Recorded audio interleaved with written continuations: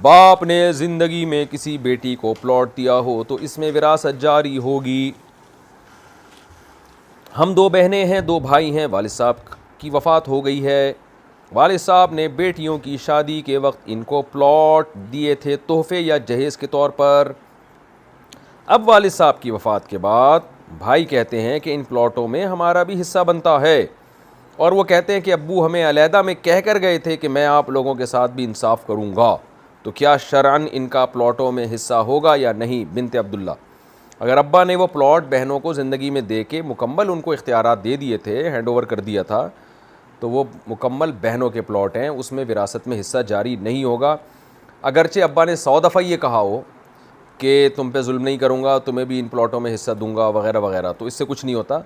जो काम अब्बा कर गए वो देखा जाएगा। बाकी अब्बा ने ये किया बहुत गलत है कि बेटों को महरूम कर दिया और सिर्फ बेटियों को दे दिया। अब्बा को ऐसा नहीं करना चाहिए था।